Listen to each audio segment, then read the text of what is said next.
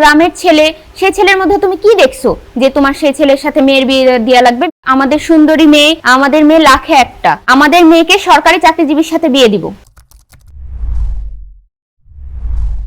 ফারহানা আক্তার ঐশী, আমার বাসা রাজশাহীতে, আর আমি অনার্স ফার্স্ট ইয়ারের ছাত্রী রাজশাহী কলেজের। আমি তখন লেখাপড়া করি, সেই সময় ফেসবুকে একটা ছেলে আমাকে নক করে। তার সাথে পরিচয় আমার ফেসবুকে, সে আমার আগে থেকে ফ্রেন্ড লিস্টে ছিল, কিন্তু সেভাবে আমি তাকে চিনতাম না। আমিও রাজশাহীর লোকাল, আর ওর বাসা হলো বানেশ্বরে, কিন্তু ওকে সেভাবে আমাদের পরিচয় ছিল না, বা এর আগে কোথাও দেখিনি সামনাসামনি। উনি আগে আমাকে মেসেজ দিয়েছিল, প্রায়ই মেসেজ দিত। আমি ফার্স্টত ওকে সবসময় ইগনোরই করতাম বেশি, মানে ওর সাথে মেসেজ দিলে একটা ইগনোর ভাব এরকম বেশি করতাম। তারপরে হঠাৎ আস্তে আস্তে ওর সাথে কথাবার্তা হয়, টুকটাক কথা হতো। তারপরে মাঝে একদিন আমরা ফার্স্ট দেখা করি 14 ফেব্রুয়ারি। ততদিনে আপনাদের কি কোনো সম্পর্ক গড়ে না না না, কোনো সম্পর্ক না, জাস্ট একটা মিট আপ। সেরকম কোনো প্ল্যান নাই, মানে দেখা করার কথা সে আগে থেকেই বলতো যে আমরা দেখা করি, কারণ সামনাসামনি ও আমাকে দেখেনি, আমিও ওকে সামনাসামনি দেখিনি, যা দেখা হয়েছে এই স্টোরিতেই ফেসবুকে। সে কারণে সে বলতো দেখা করার কথা, আমি সেভাবে করতাম না যে না এই না সেই না। হঠাৎ একদিন হলো 14 ফেব্রুয়ারি ডেট হলো, ভ্যালেন্টাইন্স ডে। তো সেই দিন তার সাথে দেখা করতে গিয়েছিলাম রাজশাহী শহীদ মিনারে। তারপরে তার সাথে দেখা হলো, আর প্রথম দেখা আমার তো খুব ভয় কাজ করছিল, নার্ভাস ফিল করছিলাম। সে এত পরিমাণে লাজুক, তার সাথে আমার সেভাবে কোনো কথাই হয়নি, জাস্ট কেমন আছেন এতটুকুই। যে কারণে ভালো লেগেছে, মানে ও খুব সরল সোজা, ও হলো গ্রামের পরিবেশে মানুষ হয়েছে, সেই জন্য সরল সোজা। তারপরে সে আমাকে সেই 14 ফেব্রুয়ারি প্রপোজ করেছে। তারপরে আমাদের মানে একটা সম্পর্ক হয়েছে, দুজনের সাথে কথা হতো, দেখা হতো। নেক্সট আমরা দেখা করেছিলাম 21 ফেব্রুয়ারি। কারণ অন্যান্য দিন তো বাসা থেকে সেভাবে বের হতে দেয় না, আমার হলো জয়েন্ট ফ্যামিলি, আর আমার ফ্যামিলিতে আমি একটাই মেয়ে, তখন থেকে নিয়মিত তার সাথে আমার কথা হয়। একদিন হঠাৎ তার সাথে দেখা করতে গিয়েছিলাম, তখন বাজে সন্ধ্যা 7টা, বাসায় ফিরতে লেট হয়েছে, আর আমার পড়া শেষ হয় হলো সন্ধ্যা 6টায়।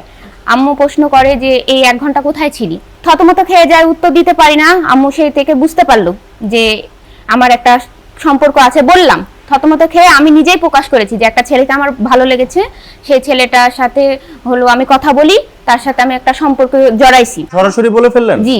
মা তো জিজ্ঞাসা করছে, তখন সত্যটাই বলার চেষ্টা করেছি। মায়ের কাছে সত্য না গোপন করি, আমার মায়ের সাথে আমার একটা ভালো সম্পর্ক, ফ্রেন্ডলি সম্পর্ক, তাকে বলাটা উচিত আমার। সেই দৃষ্টিকোণে আমি আমার মাকে সত্যটা বলে দিয়েছি যে যা হবে পরে দেখা যাবে। মাকে বললাম যে এরকম একটা ছেলেকে আমার ভালো লেগেছে, আর সেই আমার প্রথম ভালোবাসা বা প্রথম ভালো লাগা। আমার মা বলছে যে এত অল্প বয়সে তুই এগুলো করছিস, তো আমার ফ্যামিলিতে কখনো তাকে মেনে নিবে না। তারপরে হলো আমার মা এই বিষয়টা আমার ফ্যামিলি থেকে একদম দূরে রাখছে। আমার মা কাউকে বিষয়টা জানায়নি, আমাদের মধ্যেই ছিল বিষয়টা। আমার মা এটা গোপনে ওর বিষয়ে খোঁজ খবর নেয় যে ছেলেটা আসলে কেমন বা কি, নিজে থেকে। আমি যেহেতু পছন্দ করছি, আমার মা আমাকে আগাগোড়াই বলতো যদি বর্তমান যুগ জামানার দৃষ্টিকোণে যদি কাউকে পছন্দ হয় তো অবশ্যই আমাকে জানাবা, পার্সোনালি আমাকে বলবা, সে ছেলের আমরা খোঁজ খবর নিব, সে যদি ভালো হয় দেখা যাবে। যে কারণে আমার মা নিজেই দায়িত্ব নিয়েছে যে সে ছেলেটার ব্যাপারে আমি খোঁজ খবর নিব, সে যদি ভালো হয় তখন দেখা যাবে। তারপরে হলো আমার মা খোঁজ খবর নেয়, তখন সে হলো রাজশাহীতে একটা ছোট জব করতো। আমার মা রাগ করলেও তার বিষয়ে খোঁজ খবর নিয়ে খুশি হয়েছে যে একটা কর্ম আছে, বেকার না, ভবঘুরে না, যে কর্মজীবী একটা, যে যেটুকুই করুক একটা কাজ করতেছে, আস্তে আস্তে বড় হবে বা ভালো পজিশনে যাবে, এরকম ভেবে আমার মা চারিদিক ভেবে আমাদের বিয়ের সিদ্ধান্ত নিল। আমার মা তখন বলল আমি আমার মেয়েকে যেহেতু একটা ছেলের সাথে পছন্দ করছেই, তার পছন্দতে আমার পছন্দ, তার সাথে বিয়েটা দিব। আম্মা বলল যে এখন তো তোমার পরীক্ষাটা শেষ করো, তারপরে ফ্যামিলির সাথে কথা বলবো, তারা কি জানাচ্ছে সেই সিদ্ধান্তে একটা সিদ্ধান্ত নেওয়া হবে, একটা ব্যবস্থা নেওয়া হবে। তারপরে এক্সাম শেষ হলো, আমার মা আমার ফ্যামিলিতে বলে আমার বাবা আমার ফ্যামিলি কেউ রাজি না, তার সাথে বিয়ে আমার দিবে না। আমার ফ্যামিলি ভাবলো যে আমাদের সুন্দরী মেয়ে, ছেলের চাকরিটাও বেশি ভালো না, সেই দৃষ্টিকোণে আমাদের মেয়ের সাথে যায় না, আমাদের মেয়েকে সরকারি চাকরিজীবীর সাথে বিয়ে দিব। আমার ফ্যামিলি থেকে একটাই কথা, সবাই একই মত, শুধু আমার মাই রাজি এই বিয়েতে, তাছাড়া কেউ চাচ্ছে না যে ওর সাথে আমার বিয়ে হোক। আর এমনকি আমার ফ্যামিলিতে জানে না যে ওর সাথে আমার সম্পর্ক। আমার মা তখন ফ্যামিলিকে বলে আমার একটা ছেলেকে পছন্দ, সেই ছেলের সাথে আমার মেয়ের বিয়ে দিব, তো আপনারা এবার দেখতে পারেন সেই ছেলেকে। কিন্তু আমার মা কখনোই বলে নাই যে সেই ছেলের সাথে আমার সম্পর্ক বা আমি তাকে পছন্দ করছি। আমার মা নিজের ঘাড়ে দোষ নিয়ে বলছে সেই ছেলেকে আমার মা পছন্দ করছে, আমার মা তার সাথে আমার বিয়ে দিতে চায়। আমার ফ্যামিলিতে এই কথা বলছে আমার মা। তখন আমার ফ্যামিলি বলে, তুমি কি দেখে সেই ছেলেকে পছন্দ করছো? না আছে বাড়িঘর, গ্রামের ছেলে, সেই ছেলের মধ্যে তুমি কি দেখছো যে তোমার সেই ছেলের সাথে মেয়ের বিয়ে দেওয়া লাগবে? মেয়েকে কি গ্রামে পাঠাতে চাও? আমার মা তখন বলে যে আপনারা দেখেন, খোঁজ খবর নেন, ওর বাসায় যান, যে যদি পছন্দ হয় তারপরে না হলে আবার একটা সিদ্ধান্ত নিন। টাকা তো অনেকেরই থাকে, আমার কাছে মনে হয়েছে ছেলেটা ভালো, ছেলের ব্যবহার আচরণ ভালো। আপনারা কে কি বলছেন আমার সেটা শুনবো না, আমার মেয়েকে আমি সেই ছেলের সাথে বিয়ে দিতে চাই। কারণ বর্তমান যুগ ভালো না, কোন ছেলের সাথে দিব, পরে যদি বিয়ে করে যদি সুখী না হয় তখন তো আমাদের পরে একটা দোষ ঘাড়ে আসবে। সে কারণে আমার মা অনেক কষ্টে আমার ফ্যামিলিকে রাজি করায়। তখন আমার ফ্যামিলি আশেপাশে খোঁজ খবর নিয়ে দেখছে ছেলে খুব ভালো, সবাই বলছে ছেলে খুব ভালো। তারপরে ওদের বাসায় আমাদের ফ্যামিলি যায়, টিনের বাড়ি ঘর ওইরকম ভাবে পছন্দ হয় না। আমার মাকে তখন বাসায় এসে প্রেশার ক্রিয়েট করে একটা, যে কি ছেলে দেখেছো, কি দেখে তোমার এত পছন্দ হয়েছে সে ছেলেকে? না বাড়ি ঘর আছে, না একটা ভালো চাকরি আছে, মেয়েকে বিয়ে দেওয়ার জন্য পাগল হয়ে গেছে সে ছেলের সাথে। আমার মা তখন বলে যে দরকার পড়লে আমার মেয়েকে আমার কাছেই রাখবো, আমার বাসায় থাকবে আমার মেয়ে জামাই, এই কথা আমার বাসায় বলে। আমার ফ্যামিলি তখন বলল যে ওর মেয়ে, ও যখন রাজি তো দেয়া হোক সে বিয়ে। তখন সবাই বাধ্য হয়ে বিয়ে দিতে রাজি হলো। তারপরে প্রেমের 2 বছরের মাথায় আমাদের বিয়ের ডেট ফিক্সড হলো 3 নভেম্বর 2023। তারপরে আমাদের দুই ফ্যামিলির সম্মতিতে তখন আমাদের ধুমধাম করে বিয়ে হলো, অনুষ্ঠান করে একটা বড়সড় প্রোগ্রাম করে তুলে দিয়েছে। আর আজকে প্রথম জানবে আমার ফ্যামিলি প্লাস আত্মীয় স্বজন যে তার সাথে আমার 2 বছর সম্পর্কের পর বিয়ে। আসসালামু আলাইকুম, আমার নাম মিনহাজুল ইসলাম। আমি সেই গ্রামের ছেলে। হয়তোবা সবাই মনে করবে যে গ্রামের ছেলে, গ্রামের ক্ষেত, অনেকের পছন্দ হবে, অনেকের পছন্দ হবে না। আমি কখনো ভাবি না যে আসলেও আমি তাকে পাবো বা তাকে আমার সাথে তার ফ্যামিলি মেনে নিবে। কারণ আমি তখন বেকার বললেই চলে, একদমকে নর্মালি একটা চাকরি করতাম, মানে নিজের চলবে এরকম একটা আর কি। মানে বিয়ে করে সংসার চালানোর মতো কোনো ইনকাম ছিল না। আর পরিবারের অবস্থা খুব একটা ওরকম টাইপের না যে আমাকে বিয়ে দিয়ে বাসায় রেখে বউয়ের খরচ সহ চালাবে, এরকম অবস্থা ছিল না। কিন্তু তার আম্মু যে পরিমাণে চেষ্টা করছে আমাকে উপরে তোলার জন্য বা আমাকে ভালো কোথাও লাগানোর জন্য, হয়তোবা অন্য কেউ করবে না কখনো এরকম ভাবে। এবং তার আম্মুর জন্যই আমার বিয়েটা হয়েছে এবং তাকে আমি পেয়েছি। ওর মা বিয়ের আগে আমাকে অনেকভাবে সাপোর্ট দিছে, অনেক কিছুতে সাপোর্ট দিছে। এবং আমি যে চাকরিটা করতাম ওখান থেকে সরাই নিয়ে একটা ওনার পরিচিত একটা জায়গাতে আমাকে লাগাই দিছিল ভালো বেতনে। এবং ওখান থেকেই আস্তে আস্তে নতুন চাকরি ঢোকার পরে 1 বছরের মাথায় আমাদের দুই ফ্যামিলির সম্মতিতে বিয়েটা হয়। এখন আলহামদুলিল্লাহ অনেক ভালো আছি এবং রাজশাহী সিটির মধ্যে নিজস্ব একটা বিজনেস আছে, পাশাপাশি চাকরিও করি এখনো।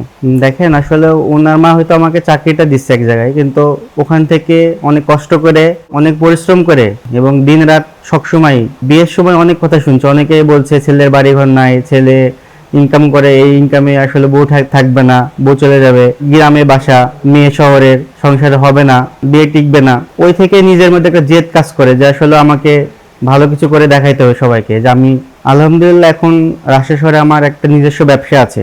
আলহামদুলিল্লাহ অনেক এখন ভালো আছি, এখন কোনো অভাব নাই। অনেকেই মনে করে যে গ্রামের ছেলে ওরা হয়তো কিছু পারবে না, কিন্তু চেষ্টা থাকলে অনেক কিছু সম্ভব। আমি এটা প্রমাণ করছি এবং তার আমার প্রতি অনেক কৃতজ্ঞতা যে উনি আমাকে যেভাবে সাপোর্ট দিছে, আমি সারা জীবন তার প্রতি কৃতজ্ঞ থাকবো, তার উপকার মনে রাখবো। দেখেন, মানুষের জীবন কখনোই পড়ে থাকে না বা কোনোভাবে থেমে থাকে না কারোর জন্য, বা কারো কথায় থেমে থাকে না। আজকে আলহামদুলিল্লাহ অনেক ভালো আছি। আর জীবনে হয়তো বা অনেক ছেলে পাইতাম বা সরকারি চাকরিজীবী ছেলে পাইতাম, কিন্তু ওর মতো ভালো এবং পরিষ্কার মনের ছেলে আমি কখনোই পাইতাম না, বা আমার এই জীবনে কখনো কল্পনা করিনি যে তাকে আমি পাবো, আমার নিজের করে পাবো বা দুইজন একসাথে থাকবো। অনেকে বলছে যে এই সম্পর্ক টিকবে না, এই সম্পর্ক টিকান না, এই মেয়ের সাথে এই ছেলে যায় না, শহরের মেয়ে, গ্রামের ছেলে, কিভাবে কি হবে, বাড়িঘর ছিল না, কিভাবে চলে দেখবো। এই খুব জোর সম্পর্ক 1 বছর চলবে, তারপরে দুইজনের সম্পর্ক নষ্ট হয়ে যাবে। বর্তমান যুগ জামানা দেখেনি তো, দেখুক, ভালোবাসা তখন জান্নাত দিয়ে পালাবে, এরকম বিভিন্ন ধরনের কথার সম্মুখীন হয়েছি। তো দেখেন আলহামদুলিল্লাহ আজকে আমরা দুইজন খুবই ভালো আছি। আজকে আমাদের বিয়ে 3 বছর হলো। আর এই 3 বছরে সেই ছেলে আমাকে যে পরিমাণ ভালো রাখছে, সুখে রাখছে, অন্য কোথাও গেলেও হয়তো বা সেই সুখ পাইতাম না খুঁজে।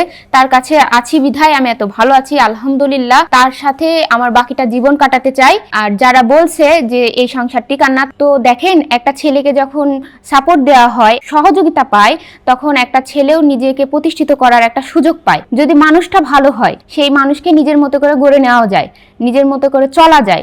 আর আমার মা যেভাবে আমাদের দুইজনকে এক করার জন্য যেভাবে সহযোগিতা করছে, আজকে মায়ের জন্য আমরা দুইজন দুইজনের পাশে আছি। আর যদি মা না থাকতো তাহলে কখনোই আমরা দুজন দুজনের হতে পারতাম না। মায়ের প্রতি অনেক কৃতজ্ঞ। আমার মা তো মাই, মায়ের জন্য ভালোবাসার কোনো কমতি নাই বা শেষ নাই, কখনো শেষ হবেও না। আরো একটা খুশির খবর সবাইকে জানাতে চাই আপনাদের লাভ গুরু প্রোগ্রামের মাধ্যমে, যেটা এখনো কেউ জানে না। আমি প্রেগনেন্ট। আল্লাহ আমাদেরকে একটা উপহার দিয়েছে, 2 জন থেকে 3 জন হতে যাচ্ছি আমরা।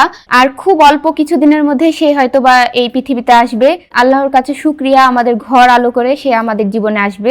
আপনারা সবাই দোয়া করবেন আমার জন্য, আমার সন্তানের জন্য এবং আমাদের 3 জনের জন্য, যাতে আমরা বাকি জীবন ভবিষ্যতেও আমরা এভাবে থাকতে পারি এবং দুইজন দুজনের পাশে থাকতে পারি। আর যেসব আত্মীয় স্বজন বলছেন যে এই সম্পর্ক টিকার না, টিকবে না, তাদের জন্য অনেক অনেক দোয়া থাকলো। আপনারাও আমাদের দুইজনকে দেখার জন্য প্রস্তুত থাকেন যে আসলে আমরা একে অপরের হয়ে থাকতে পারি কিনা, আর দুইজন দুজনের হয়ে থাকতে পারি কিনা। শোনো, তুমি কখনো আমার হাতটা ছেড়ো না। এখন তো তুমি স্টাবলিশ হয়ে গেছো, তোমার তো এখন অনেক টাকা। অনেকে বলে যে পুরুষ মানুষের টাকা হলে নাকি মন চেঞ্জ হয়ে যায়। তুমি কখনো আমার এই হাত ছেড়ো না, আমার হয়ে থেকো। সবাইকে দেখাতে চাই যে তুমি আমার হয়ে ছিলে এবং আছো এবং সারা জীবন থাকবে। চিন্তার কিছু নাই,